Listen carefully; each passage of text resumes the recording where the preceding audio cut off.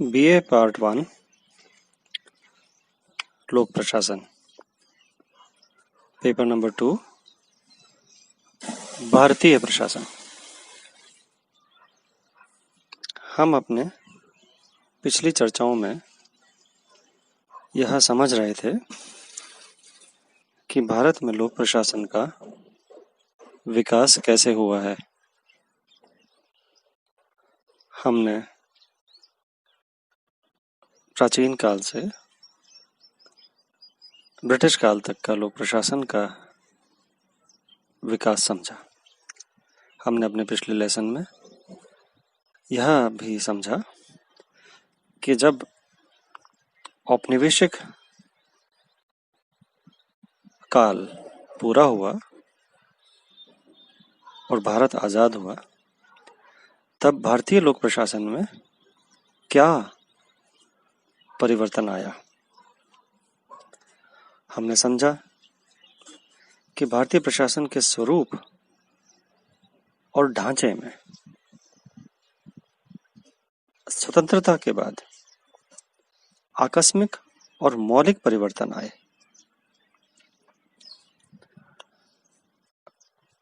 सन 1935 का भारतीय शासन अधिनियम, जिसके अंतर्गत सीमित संसदीय लोकतंत्र और केंद्रीकृत संघवाद भारत को दिए गए थे, मूल रूप से हमारी प्रशासनिक व्यवस्था का यही आधार बना। 1935 के अधिनियम से जो परिवर्तन शुरू हुए, आरंभ हुए, उन्हीं परिवर्तन को लेकर आगे हमारा लोक प्रशासन का नया स्वरूप गठित किया गया। 1935 के अधिनियम को ध्यान में ही रखते हुए वयस्क मताधिकार, संसदीय सर्वोच्चता, मंत्रिमंडलीय उत्तरदायित्व, स्वतंत्र न्यायपालिका, राष्ट्रपति एवं राज्यपालों की भूमिका इत्यादि ऐसी सभी महत्वपूर्ण क्षेत्रों में मौलिक परिवर्तन किए गए, जिससे प्रशासनिक ढांचे में बुनियादी अंतर आया। देखिए, 1935 के अधिनियम में ही जिस तरीके से एक सीमित तरीके से लोकतंत्र स्थापित हुआ था, बहुत सीमित था, बहुत ही लिमिटेड लोग उसमें पार्टिसिपेट कर रहे थे, बहुत ही कम भारतीय उसके अंदर भागीदारी हो रहे थे, लेकिन फिर भी हम ये मानते हैं कि लोकतंत्र की शुरुआत हुई थी। संसदीय लोकतंत्र मतलब एक संसद का गठन हुआ था, तो वो जो संसदीय लोकतंत्र था और एक संघवाद भी डेवलप हुआ। प्रांतों को कुछ शासन की ऐसी प्रणाली बनाई गई जिसमें प्रांतों को कुछ ऑटोनॉमी थी, कुछ उनको विषय थे जिन पे उनको शासन उनको स्वयं करना था। इन्हीं चीजों को जब आगे ले गए हम आजादी के बाद, तो हमारे देश के अंदर वयस्क मताधिकार आया और बदलाव यह आया कि यह वयस्क मताधिकार सभी के लिए समान रूप से लागू होना था। फिर संसदीय सर्वोच्चता भी स्थापित हुई। हमारे देश में सर्वोच्च कौन होगा? संसद सर्वोच्च होगी, उसी के प्रति हमारा उत्तरदायित्व बनेगा मंत्रिमंडल का। तो मंत्रिमंडलीय उत्तरदायित्व की स्थापना हुई, स्वतंत्र न्यायपालिका की स्थापना हुई, राष्ट्रपति और राज्यपालों की भूमिका भी उसमें स्थापित हुई। ऐसे अनेक मौलिक परिवर्तन थे, जैसे प्रशासनिक ढांचा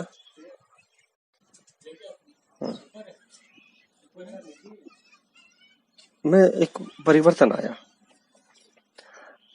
अभी हम यह देखते हैं कि यह जो परिवर्तन थे, उन परिवर्तन के क्या प्रमुख कारण बने। पहली बात यह कि एक संसदीय शासन व्यवस्था का सूत्रपात हुआ। ब्रिटिश काल में जो कार्यपालिका थी वो कतई विधायिका के प्रति उत्तरदायी नहीं थी, और यह केवल ब्रिटिश संप्रभुओं के प्रति उत्तरदायी थी। इसलिए ब्रिटिश हितों का संरक्षण था उसका प्रमुख दायित्व। अब जब स्वतंत्रता भारत को मिली, तो जैसे मैंने अपने पिछले लेसन में भी आपको बताया कि स्वतंत्रता प्राप्ति के बाद भारत में संसदीय जो शासन व्यवस्था की शुरुआत हुई, और उसमें जो उत्तरदायित्व था वह लोक प्रशासन का उत्तरदायित्व बदल करके भारत की संसद के प्रति उत्तरदायित्व बन गया। यानी जो कार्यपालिका थी उसका विधायिका के प्रति उत्तरदायित्व स्थापित हुआ, ना कि किन्हीं औपनिवेशिक शक्तियों के प्रति। तो यह एक बड़ा बदलाव था। निर्वाचित मंत्रिमंडल के माध्यम से लोक प्रशासन की अंततोगत्वा संसद के प्रति जिम्मेदारी बन गई। संसद द्वारा प्रशासनिक उत्तरदायित्व का बोध उसके जनहितकारी दायित्वों के संपादन के परिप्रेक्ष्य में किया जाता है। तो ये जो पहला चेंज था, यह चेंज पार्लियामेंट्री अकाउंटेबिलिटी के कारण हुआ कि हमारा जो एग्जीक्यूटिव है, जो कार्यपालिका है, वो पार्लियामेंट के प्रति उत्तरदायी बनी। तो ये एक बड़ा परिवर्तन था। दूसरा परिवर्तन, जैसे मैंने पिछले लेसन में भी आपको बोला, दूसरा परिवर्तन था कि प्रशासन के लक्ष्य और उद्देश्यों में परिवर्तन आ गया। जो औपनिवेशिक ब्रिटिश काल था उसमें प्रशासन का मूल उद्देश्य था कानून और व्यवस्था बनाए रखना, और इसके लिए वो जनता में भय और दमन की नीति अपनाते थे। जैसे ही देश आजाद होता है, हम देखते हैं कि लोक प्रशासन अब केवल कानून और व्यवस्था बनाए रखने के लिए नहीं, अपितु पूरे समाज के नागरिकों का विकास के लिए काम करना उनका एक लक्ष्य बन गया। मैंने अपने पिछले ही लेसन में आपको इस बात को भी समझाया था कि जो संविधान की प्रस्तावना थी और उसमें जो नीति निर्देशक तत्व हमने सम्मिलित किए अपने संविधान के अंदर, उनसे प्रशासन के लक्ष्य और दायित्वों का निर्धारण हुआ। अब जो नौकरशाही थी उसके सामने विकास के कार्य, जन कल्याण के कार्य, लोकतंत्र को स्थापित करने के कार्य, सामाजिक विकास, आर्थिक विकास, कृषि का विकास, इवन मतलब यह भी कि तकनीकी ज्ञान को विस्तार कराना, ये सब दायित्व किन के कंधे पे आ गए? लोक प्रशासन के कंधे पे आ गए। मैंने आपको पिछले लेसन में बताया था, जैसे सामुदायिक विकास कार्यक्रम चालू किया गया, पंचायती राज आया, तो नौकरशाही थी, उसको अपना एटीट्यूड चेंज करना पड़ा। नौकरशाही को अपनी प्रवृत्ति यह बनानी पड़ी कि वह एक लोक कल्याणकारी राज्य के लिए काम कर रहे हैं। जनता के विकास के लिए, भलाई के लिए काम कर रहे हैं। तो प्रशासन के लक्ष्य और उद्देश्यों में जो परिवर्तन हुआ वह एक कारण बना हमारे देश के लोक प्रशासन के अंदर परिवर्तन का। और आगे हम देखेंगे कि यही भारतीय प्रशासन की प्रमुख विशेषताएं बनी कि हमारा देश लोक कल्याणकारी गणतंत्र के रूप में विश्व के सामने आया। तीसरा बात मैं इस समय यह बताना चाहता हूं कि स्वतंत्रता के बाद हमारे देश के अंदर एक संघात्मक शासन व्यवस्था की स्थापना हुई। देखिए, ब्रिटिश काल के अंदर एकात्मक सरकार थी, एक यूनिटरी गवर्नमेंट थी, एक यूनियन थी। दिल्ली में गवर्नर जनरल थे, वो गवर्नर जनरल पूरे देश के शासन को चलाते थे। अलग अलग प्रांत थे, लेकिन प्रांतों के अंदर जो सरकारें थी 1935 के अधिनियम से पहले की सरकारें तो कंप्लीटली केंद्रीय शासन से ही चलती थी। कोई स्वायत्ता नहीं थी, प्रांतों को भी कोई स्वायत्ता नहीं थी। जो नीतियां, जो भी आदेश केंद्र सरकार से तरफ से आएंगे, जो संघ की तरफ से आएंगे, वही प्रांतों के अंदर उसी तरीके से, उसी प्रकार से काम होगा। तो एक एकीकृत व्यवस्था जिसमें संघ ही ऑल पावरफुल था, ऐसी व्यवस्था हमारे देश के अंदर हमने देखी औपनिवेशिक समय के अंदर। 1935 में थोड़ा सा परिवर्तन आया अधिनियम के बाद, जब देश के अंदर स्वतंत्रता आंदोलन बहुत गहराई और विस्तार ले चुका था, तो उसके दबाव के अंदर अंग्रेजों ने कुछ चीजें परिवर्तन की और कुछ प्रांतीय सरकारों को भी कुछ शक्तियां प्रदान की गई। तो जो हम संघात्मक व्यवस्था देखते हैं वो 1935 के बाद से शुरू होती है हमारे देश के अंदर। तो ऐसी संघात्मक व्यवस्था एक नया परिवर्तन था। राज्य सरकारों को स्वायत्ता प्रदान की गई और इस प्रकार राज्यों के क्षेत्रों में केंद्रीय नियंत्रण कम हुआ।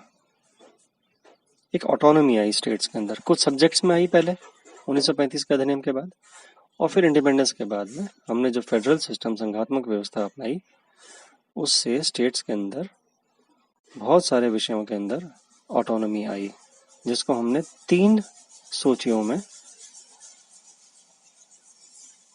देखा, संविधान में स्थापित हुई।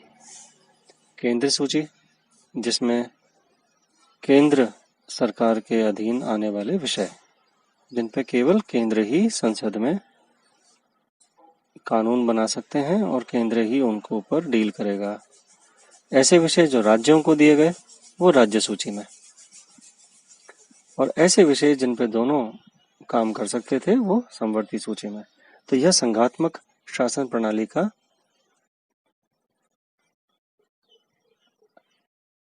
एक शुरुआत थी ब्रिटिश काल से। एक उसके ब्रिटिश काल खत्म होने के बाद एक नई शुरुआत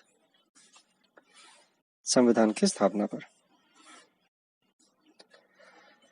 चौथी बात यह कि जनप्रतिनिधियों की शासन में और प्रशासन में भागीदारी शुरू हुई।